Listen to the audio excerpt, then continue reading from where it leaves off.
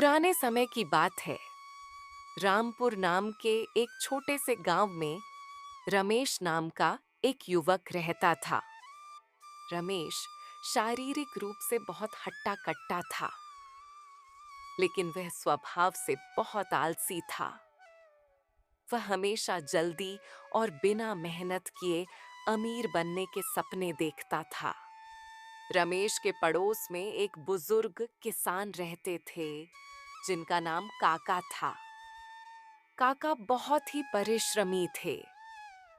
वह सुबह जल्दी उठकर अपने खेत पर जाते और देर शाम तक काम करते। उनकी मेहनत का ही नतीजा था कि उनका खेत हमेशा हरा भरा रहता और उन्हें हर साल अच्छी फसल मिलती थी। एक दिन रमेश ने काका को काम करते देखा और उनसे कहा, अरे काका, आप इतने बूढ़े होकर भी इतना काम क्यों करते हैं? क्या कोई आसान तरीका नहीं है जिससे आप भी मेरी तरह आराम से बैठ सके? काका मुस्कुराए और बोले, बेटा, प्रकृति में कुछ भी बिना मेहनत के नहीं मिलता। क्या तुमने कभी किसी पौधे को बीज बोए बिना फल देते देखा है? यह खेत मेरी मेहनत का फल है। मैंने इसमें पसीना बहाया है, तभी मुझे यह अनाज मिला है। काका से बात करने के बाद रमेश वहां से चला जाता है। रमेश को काका की बात समझ नहीं आई। वह अभी भी सफलता का कोई जादुई नुस्खा ढूंढ रहा था। अगले दिन रमेश ने कुछ लोगों को बात करते सुना।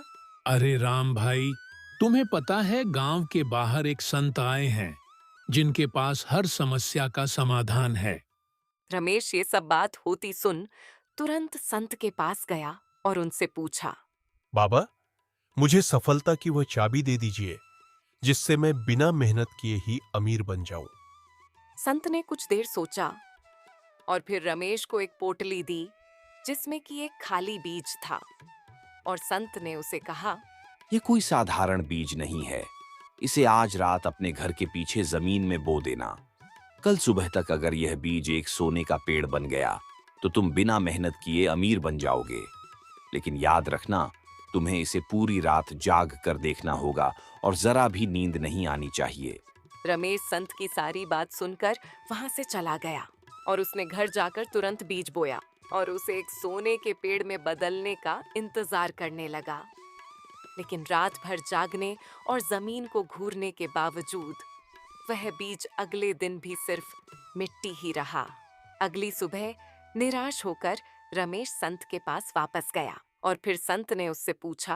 अरे क्या हुआ बेटा, क्या तुम अमीर बन गए? रमेश ने दुखी होकर संत को पूरी बात बताई।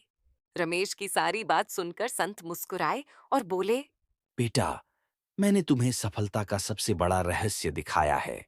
तुम पूरी रात जागते रहे, अपनी नींद और आराम का त्याग किया। यही तो मेहनत है। अगर तुम इतनी मेहनत, लगन और त्याग उस बीज को पानी देने और उसकी देखभाल करने में लगाते, तो आज तुम्हारे पास एक नहीं बल्कि कई हरे भरे पेड़ होते। रमेश को अब जाकर काका और संत की बातों का मतलब समझ आया। उसे एहसास हुआ कि सफलता का कोई शॉर्टकट नहीं होता। उस दिन से रमेश ने आलस्य छोड़ दिया। उसने काका से खेती के गुर सीखे और अपने खेत में पूरी लगन से काम करना शुरू कर दिया। कुछ ही सालों में रमेश की मेहनत रंग लाई और वह गांव का सबसे समृद्ध और सम्मानित किसान बन गया।